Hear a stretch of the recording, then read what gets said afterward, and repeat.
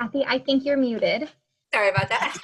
That's the quote of the year for 2020. You're muted. Thank you for joining us. I'm Dr. Catherine Williams. I'm a clinical professor at UCSD in the Department of Psychiatry, and my entire career is on child psychology. So I'm a child and adolescent psychologist. I also have the Ask Dr. Cat show, which I think, Katya, might be where you found me. And I have a blog on Psychology Today where I write about kids and parenting. And I'm really pleased to have Julia Allen join us for tonight. Julia, can you introduce yourself? Yes, absolutely. Hi, I'm Julia Allen. I'm a licensed clinician. I work out of La Jolla. I have a private practice doing telehealth for now. And I specialize in children, teens, families, just kind of traversing childhood challenges, anxiety, depression, dealing with traumatic issues. I've spent some time at Reed Children's Hospital as well. So yeah, just really excited to be here with Catherine. Great. So I know that we have a nice intimate group tonight, and I'm hoping that we can better serve you with more individualized tailoring some of the information we have for your particular questions.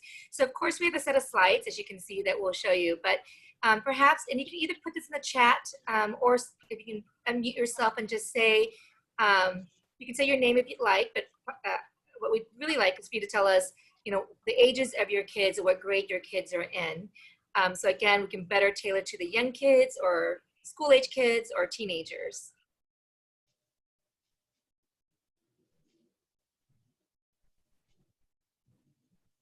Birgitta, would you like to go first?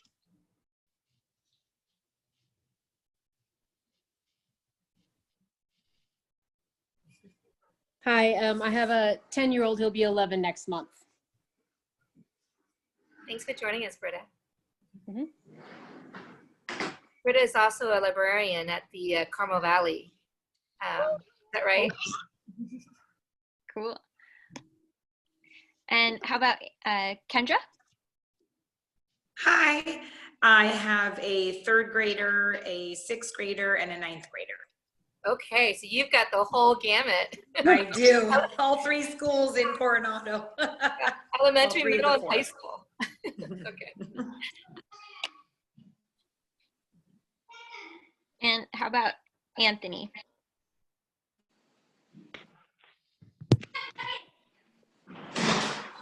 Hi, sorry. My name is Ann Nguyen, and my son Anthony Nguyen, he's 8 years old, 3rd grade at Design 39 campus in Belser. First grade. Thank you for hosting this. Yeah, thank you for joining us. Thank you. Thank you. And last, Anthony.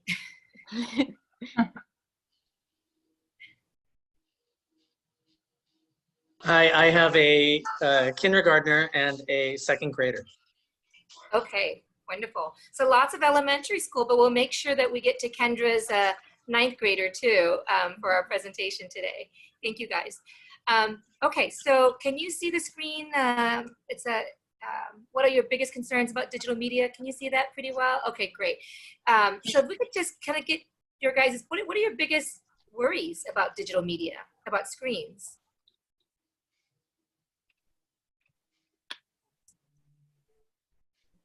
And I think just as a note, I'm glad that we have such a wide variety of ages, because I think that sometimes those concerns can change as our kids grow and age and find new little nooks and crannies of digital media to explore. Yeah. I think what I hear a lot from parents at the library is just they're wondering, you know, now everything is virtual. We've spent all this time telling our kids not to be on screens, and now we're telling them the opposite. So is that okay? You know, that's what I hear a lot. Yeah, I do too. So that's probably one of the most common questions I'm getting since the pandemic arrived. So we'll definitely address that tonight. Any other concerns that you have about digital media?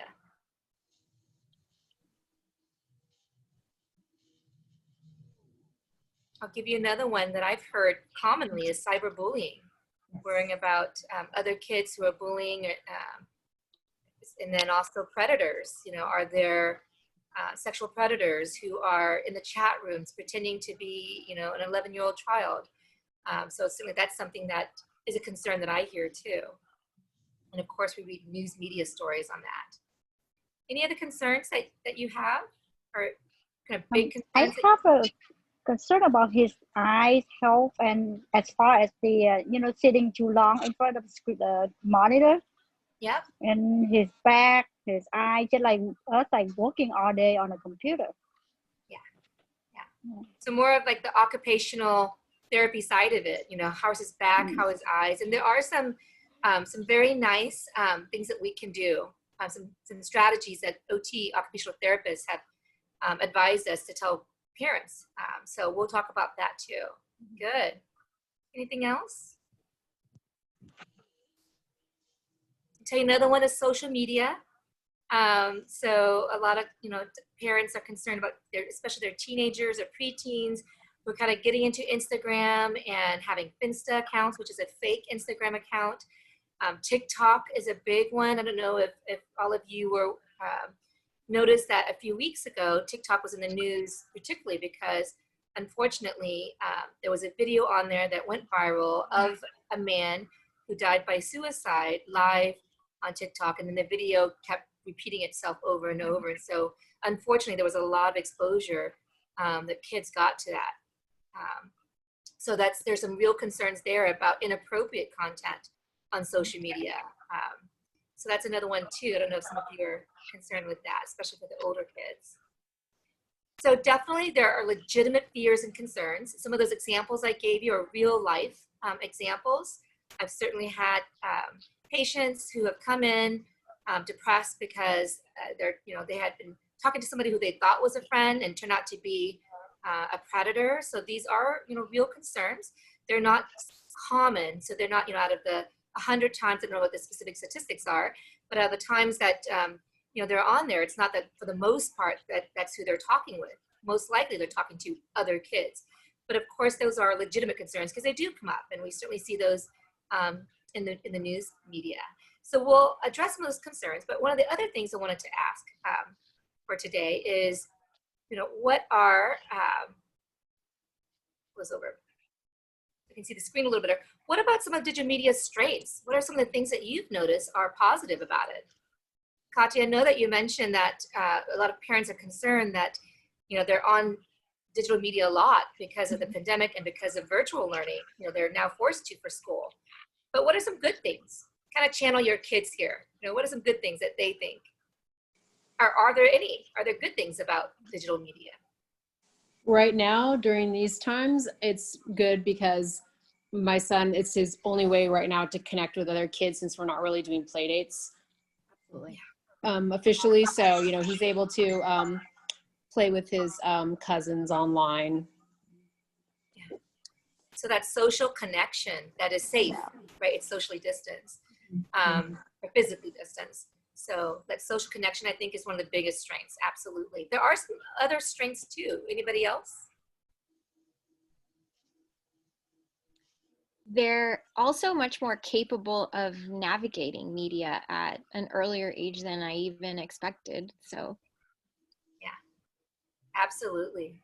They've gotten really good at that, right?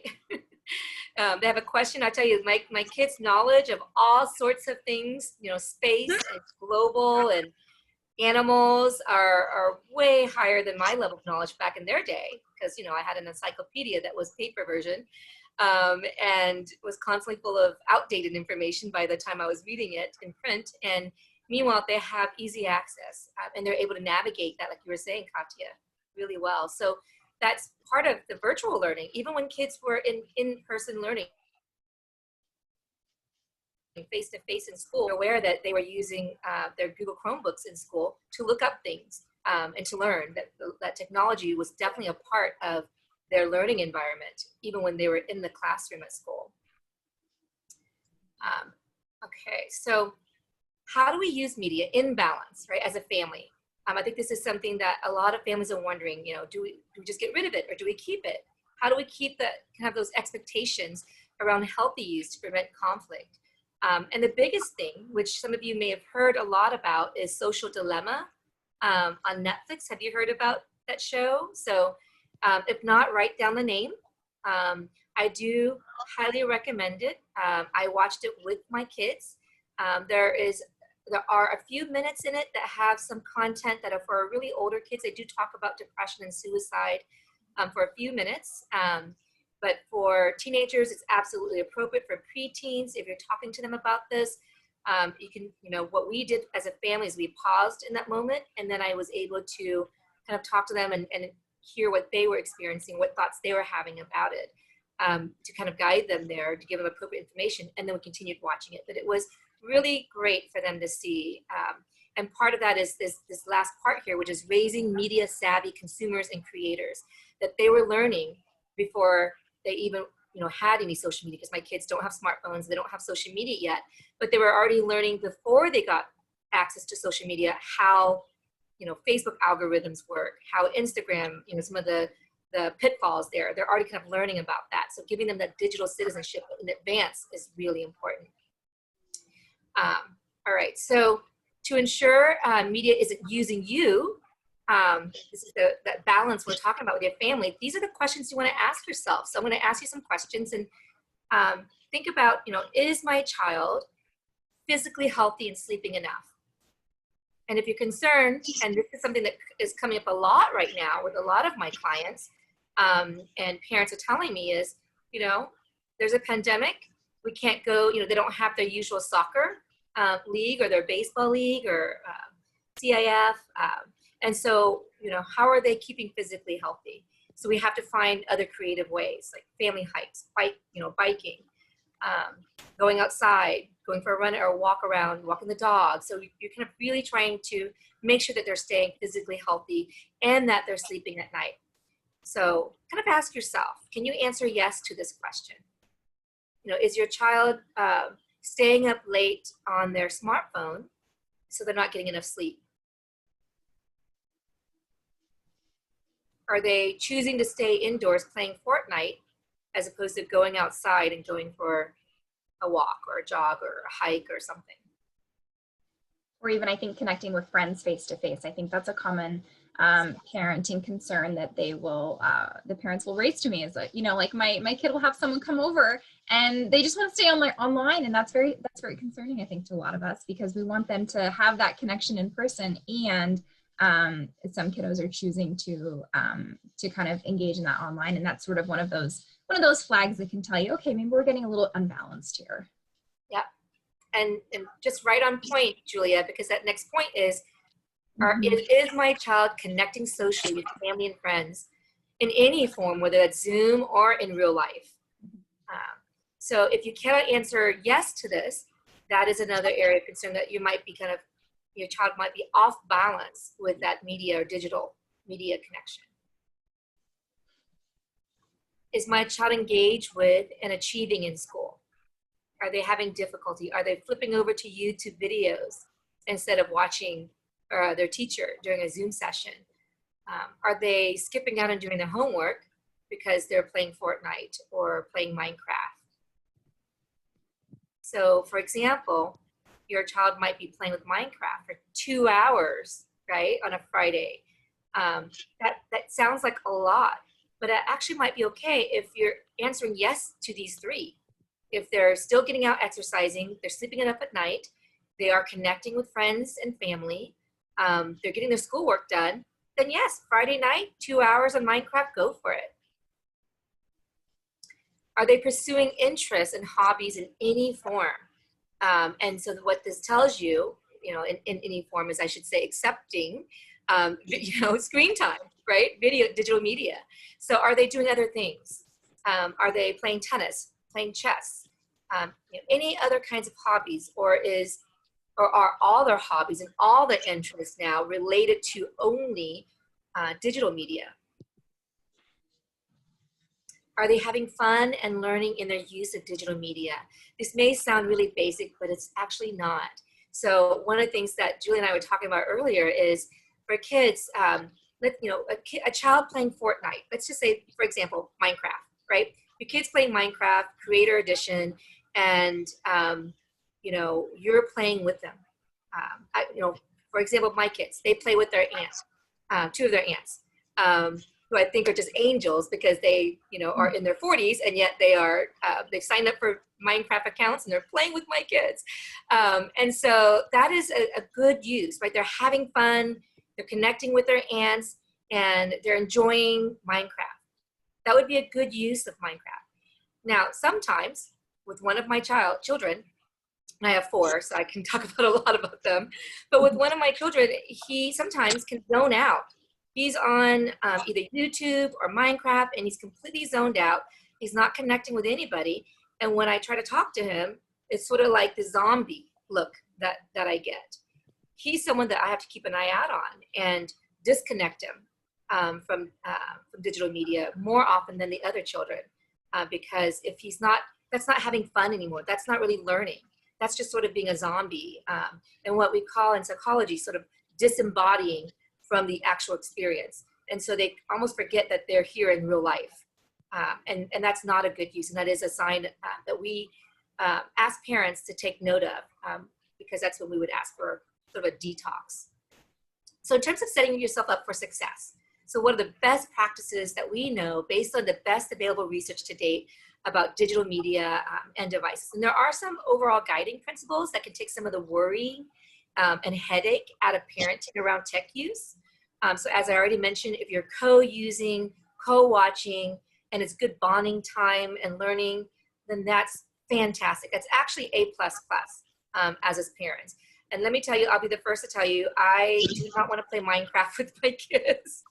I find it, sometimes I get nauseous. It's just not that great.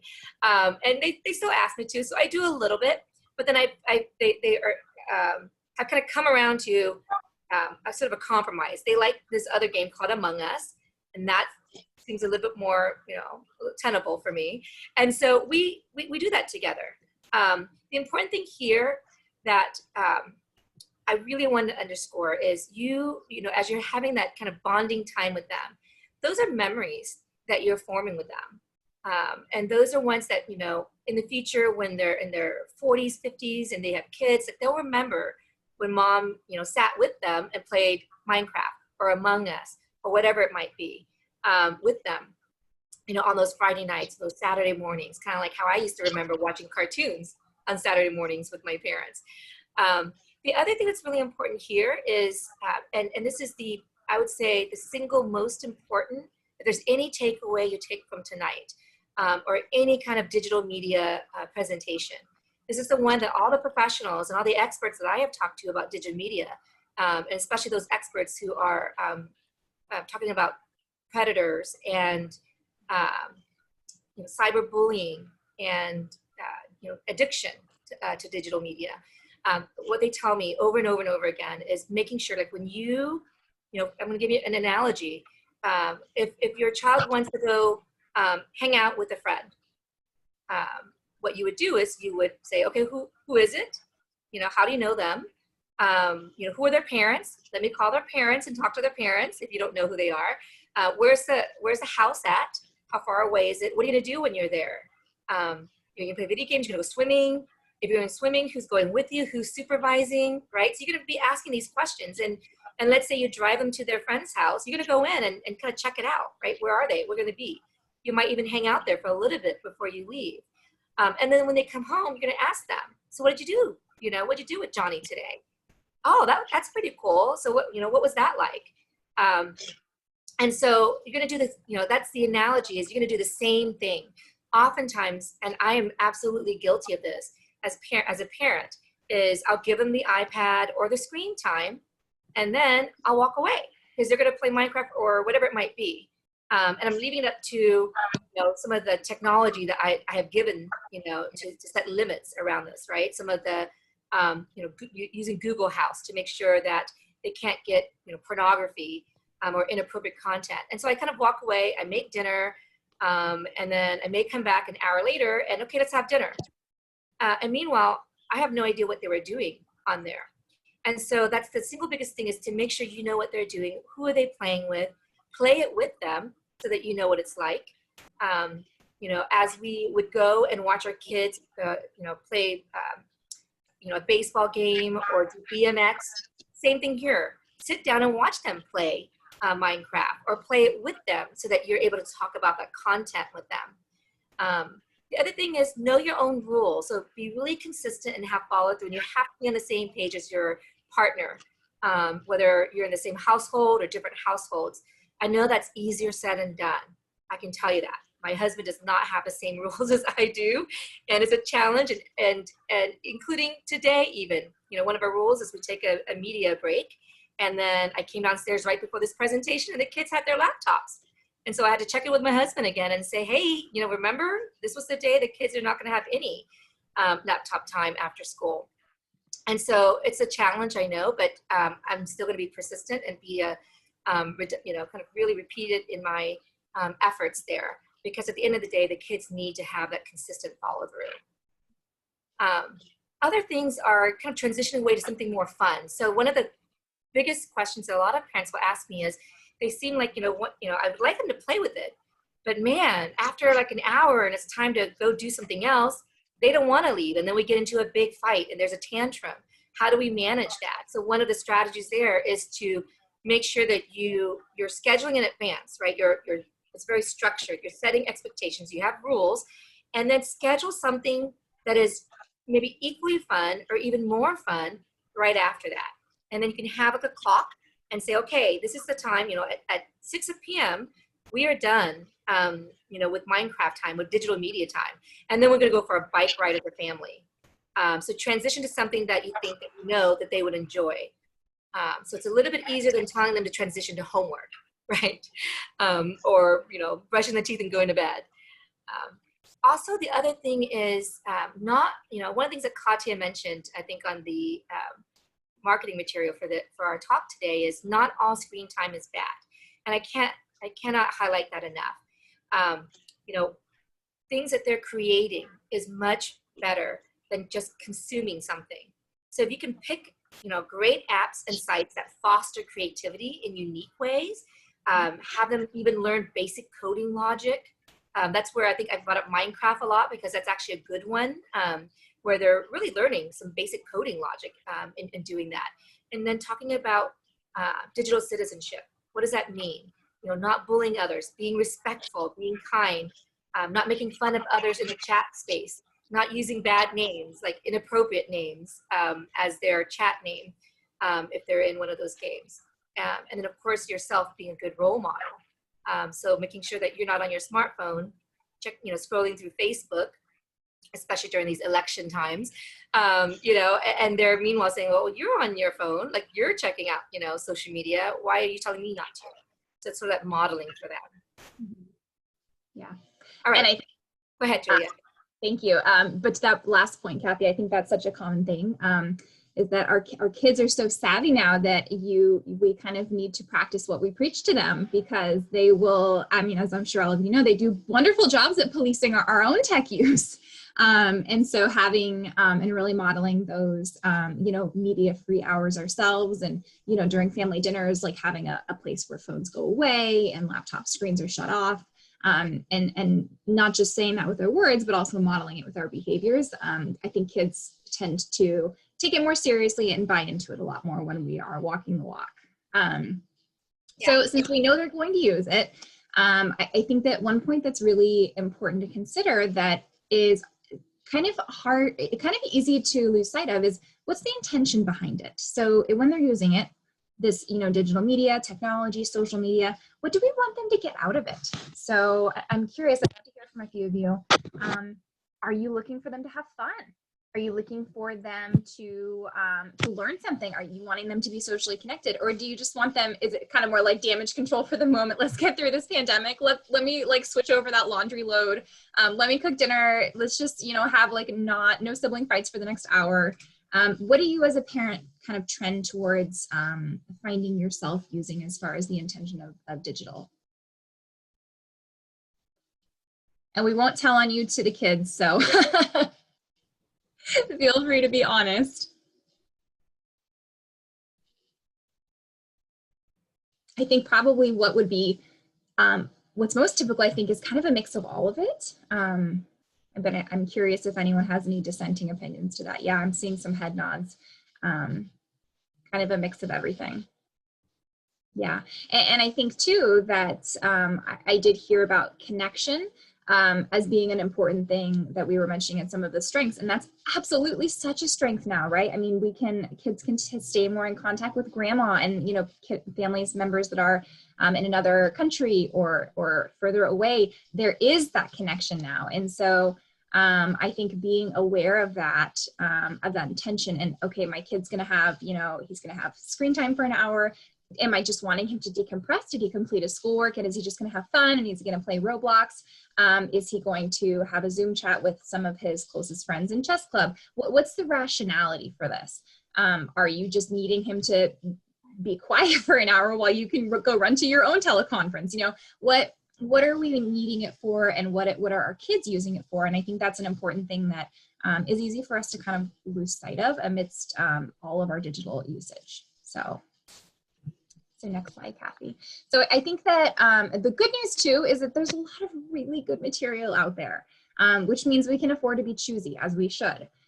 So being selective in what your kiddos are exposed to. There's obviously like the tried and trues that are recommended safe for kids and family. There are there's lots of different reputable sources like PBS that we would, strongly recommend, that have done a lot of their own research in terms of this being really educational. I think just a few kind of caveats to be aware of is what's on in the background, because I think that we sometimes forget that kids' little antenna are up all the time, even when they are engaged in their own thing or supposed to be doing homework or chatting with their younger sister. They're like little sponges. And so being aware of what you're watching, maybe conceptualizing, or you're trying to rationalize possibly like, oh, let me just watch this soap or this episode of, I don't know, Game of Thrones or something like that. My kids they're totally in the other room. They're on the other level. Be cautious, because kids hear and see and pick up on more than we realize. And so I'm being aware of that as far as how it relates to their age level. So another thing that we see sometimes is siblings watching something that maybe is absolutely age appropriate for a 13-year-old, and then 5-year-old walks in and sees a scary image, and now we're having trouble sleeping, and now they're just having a really hard time with that. And so I think especially since I know many of you, it sounds like, have kids of varying ages, I think it's an extra challenge, because it's sort of the rule book changes based on your kiddo's age, right? I mean, a 13-year-old is going to be far more into the idea of Snapchat and TikTok and social media than your 5-year-old was just going to want to watch those YouTube videos on repeat and repeat and repeat. And maybe the danger with them is more of falling into this rabbit hole of clicking next and next and next until they've now gone somehow very far away from where they were when you first gave the tablet to them. Julie, just interject with this part. One of the strategies I would strongly recommend, because this is so important, is to talk to your older kids about this and bring them to your side. So for example, with your 16-year-old, say, I know that I'm allowing you to have Instagram, let's just say, but it is not appropriate for the younger kids, and you are not, it would be really helpful, that you don't show the younger kids, the accounts and what you're doing in it. I would even go so strongly to say you're not allowed to, and I need you to be responsible with this. The reason is, remember when you didn't get to have it when you were 10. Well, there's a reason for that, that it's not appropriate for you until you are 16 or whatever age that you may have decided. And so bring them to that. And Julia, I had my own experience with this with Harry Potter, where it was appropriate for the 14-year-old. I came home, and I'm going to say my husband again was showing this to all the kids, and I had a 7-year-old who watched it with the rest of the kids, and guess what? He was sleeping in his own room all by himself all night long for many years, and then he was all of a sudden back in mom and dad's bed for the next few weeks until we figured out how to help him with this. But he was scared. It was not appropriate for him, and it's Harry Potter. My husband's like, well, all the kids watch Harry Potter. Well, not, there are some scary things in there for a 7-year-old, and you have to also know developmentally, some 7-year-olds might be okay with it. For the most part, they're not yet. And so do look at those age brackets that are on the shows, and not just age, but also look at, they always have, what are they called, Katya? not warning flags, but they basically serve as that. They'll say things like suicide, or they'll say what the themes are, right? And so look at that, so to kind of help make that decision. Yes, absolutely. Thank you, Kathy. We can go ahead on and go to the next slide. So I know this is a little more geared to the younger kiddos, but we've got a few. So like I had said before, Sesame Street gold standards for educational material.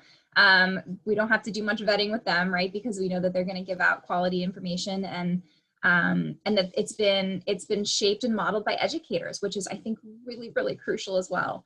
Reputable programs like PBS, and also I think programs that are interactive with your kiddo and they're adaptable to your kid's level, because that's really how, that sort of scaffolding, oh, we did this next level, let's level up. That's how kids can stay engaged in these learning activities. And a lot can be learned through digital media. It just needs to be from a reputable source. So go ahead. So did you already mention commonsensemedia.org, Julia? No, I didn't. I think we were going to do so at the end, but yeah, that's a great plug that I haven't spent too much time on there myself. My sense is that they kind of vet out appropriate sources for education for kiddos, which is, I think, a great, if you're not sure, if we're kind of like in between, sort of taking a look there. Yeah, so that's one I would definitely recommend. And then as you're choosing one of these, look at what what is the learning potential of this particular media. So I'll tell you, like, I'm sorry if I offend anybody, but SpongeBob SquarePants, not much educational value there. I would say don't go there if you can. Steer your kids to Daniel Tiger, some of these other shows that had educators involved in the development of them. Magic School Bus is another great one. So kind of look for ones that have some educational value with them. And then when in doubt, stick with the winners. Go with Sesame Street. Most PBS shows are really good. And I think too, for all of these, of course, with the when possible caveat is kind of co-learning, doing it with them, exploring it with them. I mean, we know is that kids do learn more and they absorb more when we're participating in that with them. And it also promotes a really strong parent-child attachment, which is so protective and helps our kiddos become more resilient. So it kind of, and it sounds like, again, most of your kids are in this age range. At around age 8, kids want to start marching to the beat of their own drum. They want to find that drum. They want to decorate it. They may or may not want you to influence it in any way. And that's normative, right? We want our kids to do that. It's this individuation from our family of origin that helps us sort of gain this confidence and grow into our own. So it's normative, and at the same time, with this tech world, it poses some additional kind of challenges to keep in mind as parents. So things like certain games like Roblox and Minecraft, in those areas where kids can be independent and it's safe, where they're kind of doing a lot of creating and they're also connecting with others.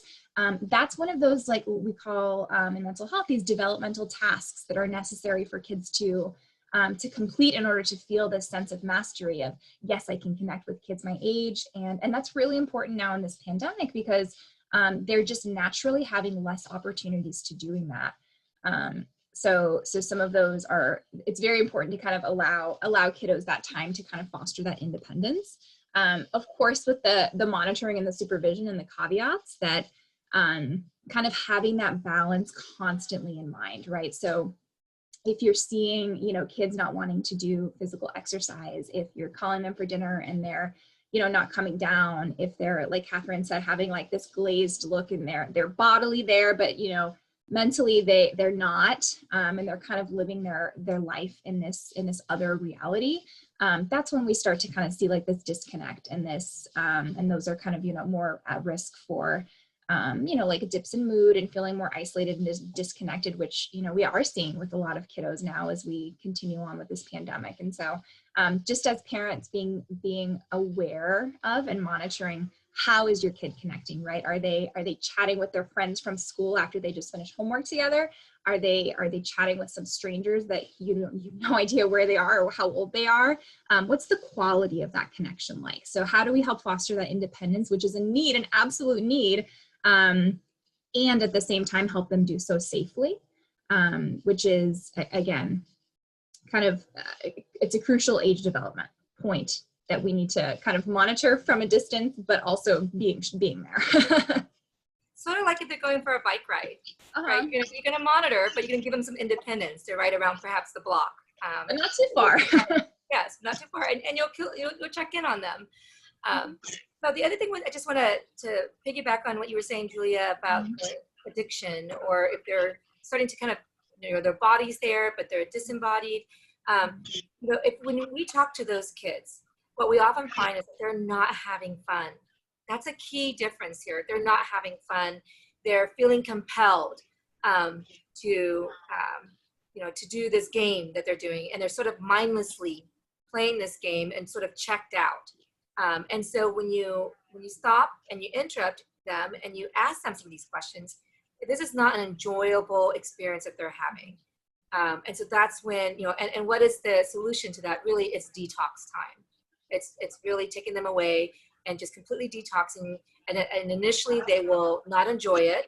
They'll ask for it, but parents over and over and over tell me, and sometimes it's rather quick. It's by the second day for some kids. More often it's a few days. And for some kids, it may take about a week or so, but it's not that long. It feels long to us because we're annoyed hearing them ask for their tablet over and over, right? But they really do find other things to do.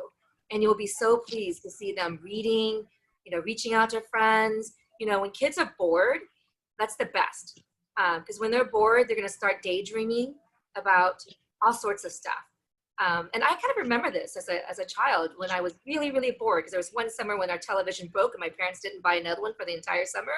And I was really bored. Let me tell you, I ended up daydreaming about lyrics to songs, and I created a bunch of songs that summer. And then I was really bored, so then I started reading my sister's books off of her bookshelf, and they were like college level books. But I didn't have anything else to do because there was no TV at the time. So allow them to have that boredom, so that they can, and you'd be surprised. So that would be, if they're not enjoying screen time and they're just sort of checking out, that's a time to give them that detox. And one last thing, Julia, is I strongly, strongly recommend, and perhaps Katya, I can give this to you so you can put it on the website. But if you belong to Facebook, there are Facebook groups called, for example, Digital Parenting, Parenting in the Digital Age. There's a number of these groups, and I belong to them. And let me tell you, it is just so fantastic, so fantastic. I am constantly learning because, as parents, we are always going to be behind our digital native children. Our children are way advanced from us. They can hack around whatever stuff that we got going on. So that's why there's no good replacement than good old fashioned us supervising as parents, because they can hack around any of those software that we've implemented as good parents, right? But these groups are great because, like, for example, they'll post like, oh, Roblox, watch out for this. My kid ran across, this particular issue. And I've had those instances where I thought, oh, I gotta go check on that. And I checked on it, and I was really glad I did, because I was able to fix something or manage something before my kids came across that inappropriate content. So those groups, it'll make you feel less alone and less behind your kids, because now you're combining all the expertise of all your fellow parents who are making mistakes along with you. And that one parent who's here, I think, who was it? Kendra, who had a ninth grader. I'm sure there are experiences that you have that can help some of these other parents who have younger kids who are going to be experiencing some of the same things that you've already experienced as a parent of older children. Yeah, and I think that's such a great point, Catherine, that it's very easy to feel overwhelmed with keeping up with the newest platform and the newest game. And so I think it's very easy to get overwhelmed and to just say, well, I don't know what's going on. I don't know what's going on. So use the power of the masses, use, other parents that are struggling through learning these technologies, and, who Steve is and the creepers are, and all of those things, so that you are savvy and you're knowledgeable, and kind of tapping into that community. I think one other kind of in going along with arming yourself with that knowledge is another another factor to keep in mind is being aware of which games it's very easy for kids to lose themselves and go down the rabbit hole because there's no clear stopping in mind. So there are some games, right, where it's very much this timed thing. It's this, I'm thinking like our older school games where it was a 2-minute maze and you have to get yourself out or something like that. But sometimes with these games, kids lose themselves for hours. And I think that those are, just being aware of like, what are the rules? Like, what are you playing here? Like, what's the purpose? What's the strategy? Getting curious about what your kids, what's the goal of this? Is it goal driven? Are they learning how to connect with others? Is it just, they're just kind of, 4 hours are burned up and they have no idea what they learned or what the purpose has been. So just kind of being aware of that. And that sort of goes back to the rule of just being intentional about it. Julie, that reminds me of these games, the video games. You may be already aware, but these companies employ top neuropsychologists. Our best neuropsychologists get recruited because they get paid a lot, unfortunately. And I call it going over to the enemy side, but they're employed, and their whole purpose of creating these games is how do we keep kids continuing to come and stay on? So really the goal is staying on as long as possible. So, and that's in that the Social Dilemma show on Netflix. And when you watch that, you'll see how, for example, with Facebook, how some of the algorithms are designed to keep kids or people engaged. Same thing with these video games. They're designed to keep your kids engaged. They're designed to keep your kids wanting to perhaps pay, like in Roblox, you can pay for pets, which might be cute, but then at some point, we've had kids who've paid now $300 worth. They're spending a lot of money on this. And so one of the strategies as parents against that is actually telling your kids about that. I tell my kids, do you know that these companies, that's their main goal is to make these video games so that you will get addicted, so that you will stay on as long as possible, that you will pay money, to buy these pets. And for many of our kids, believe it or not, they are smart. And knowing this helps them to recognize it when it comes. Tell them about the algorithms on Facebook. That's why watching that with your kids is really good.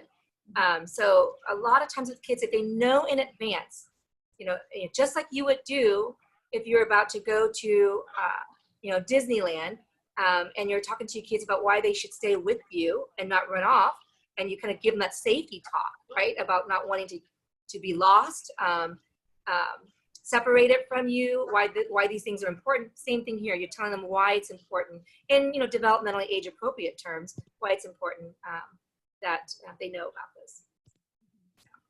Oh, Yeah, I have that's a question. Yeah. So say that a parent has noticed that their child has become disembodied and they need to detox from media. Do you have advice for how they can be reintroduced to media? Maybe down the line, or should they just, go cold turkey indefinitely? Yeah, it really depends on your child and the circumstances, around it. I would say the key thing of how quickly you detox, whether or not you even need to, the key things here is going back to that earlier slide of, how is it impacting their functioning?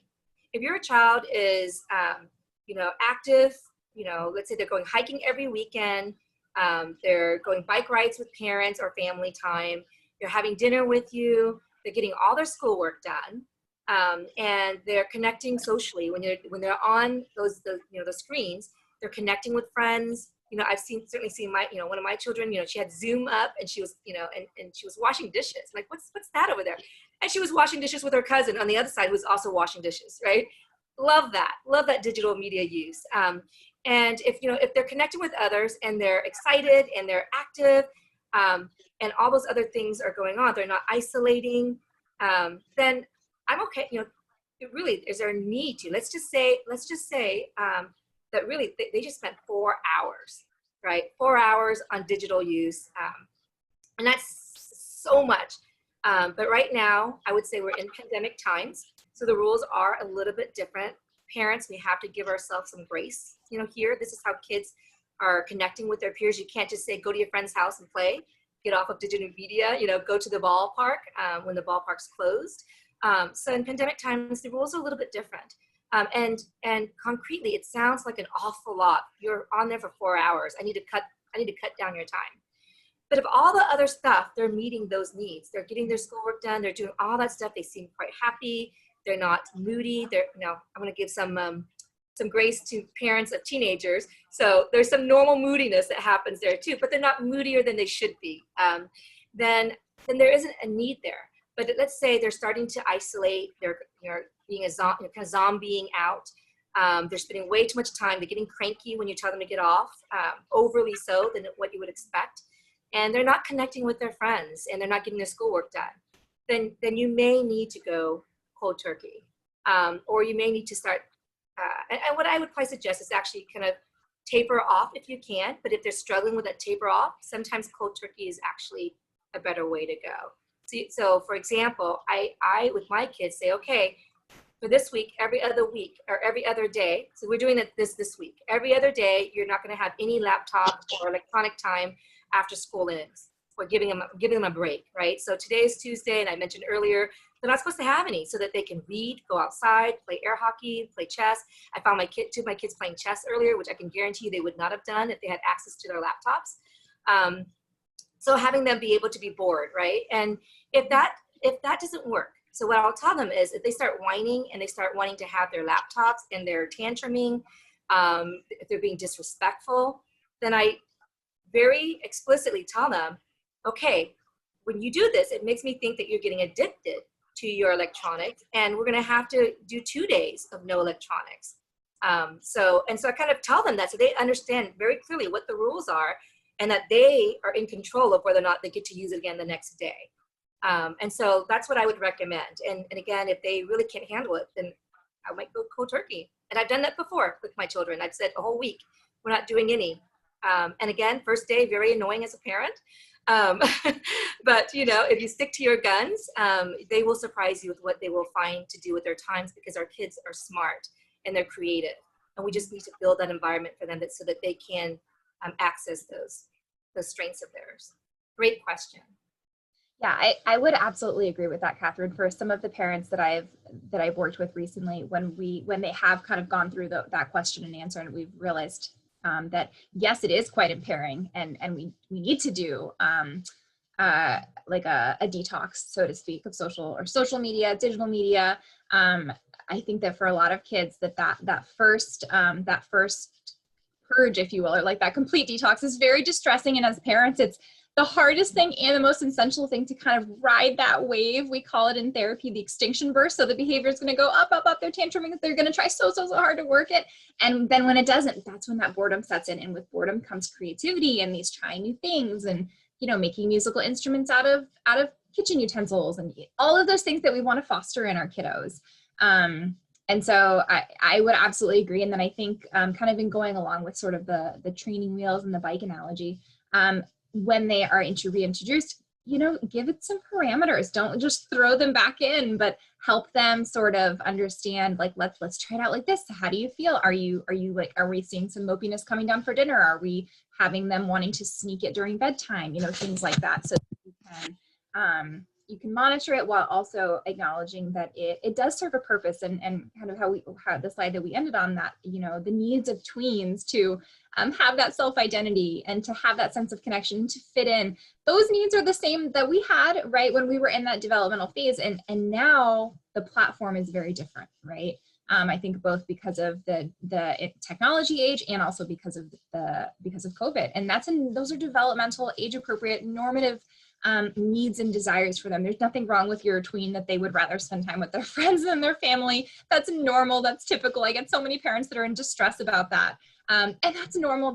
That's okay. We just want to be able to have them foster that in a way that's safe for them, and that doesn't get that out of balance for them, which I think is both an easy thing to conceptualize and a hard thing to kind of put into practice, because all of the platforms are changing. And so I think, like Catherine was mentioning, really using and leaning on the knowledge of other parents, and knowing that, like she was saying, like you wouldn't just send your kiddo out to a friend's house. You would kind of suss it out and figure out, who is this person? What are you guys going to do? It's the same thing with, with the internet. We don't just say, oh, well, go have fun with Minecraft. what are you doing? What are you making? Who are you interacting with? Who are you chatting with? Oh, who is Steve 101? Really asking those questions and getting curious, because we can't help monitor the safety concerns if we don't know the world that they're interacting in. And I will definitely tell you that there are a lot of technology worlds out there that are very overwhelming and intimidating. And, have your kid break it down. That's one-on-one healthy bonding time. And typically, if your kid's trying to explain it to you and you're having those red flags sort of coming up, that's your cue to let me look a little bit closer. Who are you chatting with? What sort of thing is going on here? So just kind of being that presence. Nothing will replace that presence and that monitoring, right? No matter what sort of platforms are created or made. So we have just a few minutes left, and I'd like to just open it up, if that's okay with you, Julia. Kind of open up to questions that anybody has. As you're kind of thinking about questions for us, I just wanted to talk a little bit about, Julia, the extinction burst that you were talking about. That is really a powerful, universal human experience that all of us as parents, and it's also one of the easiest things to make a mistake on, and in the end we regret it. So I give the example: if you're at the store with your child wants a bar of candy, and they tell you, I want that candy, and they're kind of nagging you, you say no, and they get louder and louder, and they're gonna like start tantruming, and if you give in at that moment, what they have learned is, I just need to get a lot louder, and my parents will eventually give me candy. So then the next time when you go and you say no, they go straight to getting louder and louder and louder. And so that's called the extinction burst. If you can, in that moment, not give in, let them embarrass you, let them scream out loud. Perhaps you might have to leave your groceries to take them out to the car, or to go outside for kind of a chill out time before you go back in to get the rest of your groceries. What they've learned is, even if I get really loud, and even when I tantrum really loud, and even when I really embarrass mom or dad, they're not giving in. And the next time, they're way less likely to ask you for that candy. Or when they do, they're not going to keep upping the ante. So the same thing goes with your tablet time. Just making sure that you don't give in once you say it. Once you say that they're not having it for X number of hours or day, don't give in. I think for a lot of our kiddos that are so enmeshed with their screen time, having honestly like a coping mechanism that you are going to go to when they start nagging or repeatedly asking. Like, I have some parents that like will create like invisible earmuffs, and they're just like asked and answered, and they just keep them on because it's so easy. But if you give in to your kid on the 25th time that they've asked you, and you're like, oh my gosh, I just need to finish this report. Yes, just 5 minutes. What have you taught them? Oh, if I ask them on the 25th time, it will probably work. And so I think knowing that as parents, and knowing that extinction burst is going to go up, and then if you write it out, it will go down. I think that helps sort of ride the insanity and going down, knowing that is the long-term goal for the short-term stress. And I think that definitely comes up when we're trying to disconnect kids from technology, because we're asking them to do something that they don't want to do at that moment. Now, I know Anne had a question about screens. So being on screens all day long and screen fatigue, which is absolutely a thing. So some strategies that experts have told me is making your child's screen, a gray screen. So there's a setting on their laptop that you can change it so that, because what happens is when you are looking at the screen right now, the colors you're seeing is much more brilliant, much more colorful than the colors we actually see in real life. And so that's where some part of that screen fatigue comes from, is these are not colors that the human eye was meant to be seeing for long periods of time. And so making your screen a gray screen, it helps with that. It takes away that intensity of those colors and reduces that screen fatigue. There are, of course, things out there like blue light, eyeglasses and blockers, and I've asked the experts about them, and sure, you can use them, but there's no need. You can actually just change that setting on your laptop. So, once you have those glasses and they break, the kids lose them, then there are other things that can come up, or they're, expensive, other things can come up. In terms of kind of your back hurting, that's a big one, and I know us adults experience that too. Just making sure that you're at eye level of the screen, so the screen is not too high up, or too far down. And so your neck should be kind of even. If you Google this, you Google occupational therapy screen use for children, you will see wonderful information out there. So do what your kids are doing, Google this information. And they'll give you, actual diagrams, which are terrific. Some of the things I learned as a psychologist that I didn't know were some of the positions that I thought were not good, and I was telling my kids not to do, were actually great, which is like, for example, laying on their stomach on the floor. Apparently that's really good for their muscles and for their neck muscles as they're, watching or doing their screen time. So that's what I would recommend for that. Any other questions do you remember that came up at the beginning, Katya, Julia? I know we have just a minute left. One question that I did get last week when I mentioned this talk to someone was, my child, is in first grade, but I have to get them to, watch that teacher, and they don't want to sit through the class. So I know that's kind of the opposite of what we've been talking about, but what advice do you have to get people to help their kids learn in a digital classroom? Yeah. I'm going to say right off the bat, younger kids are having a challenging time with this.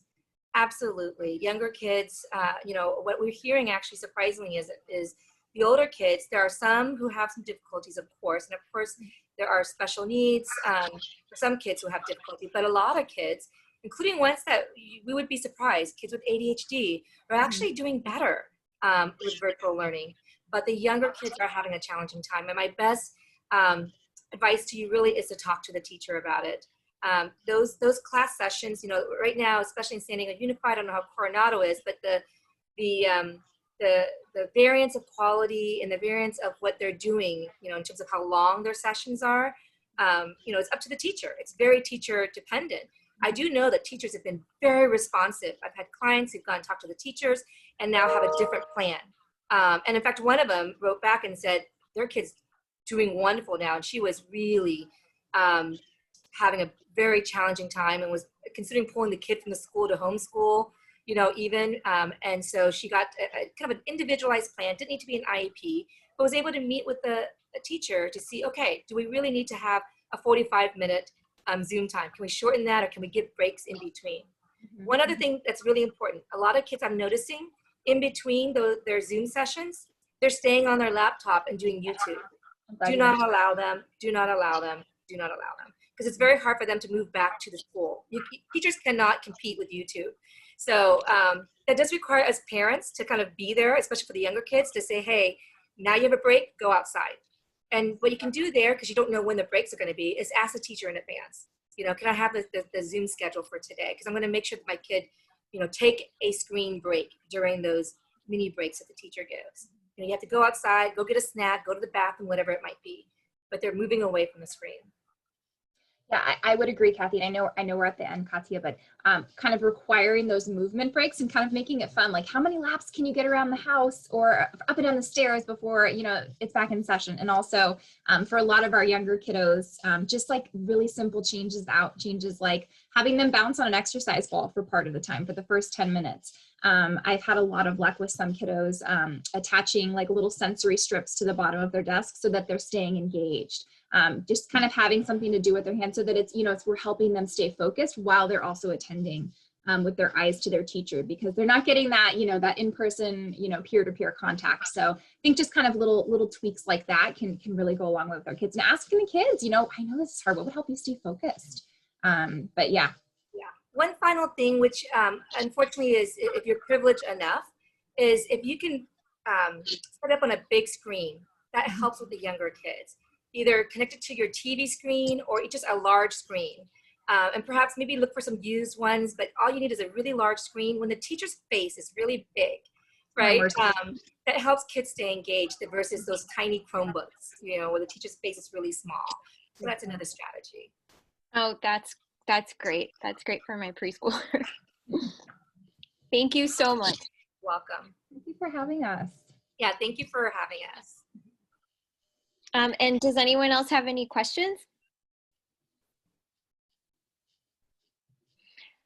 Well, this recording will be available on the Coronado Library's YouTube channel. So on behalf of Coronado Public Library, Dr. Williams and Julia Allen, thank you so very much for joining us. This was invaluable. Thank you. Have a good night. Bye. Bye.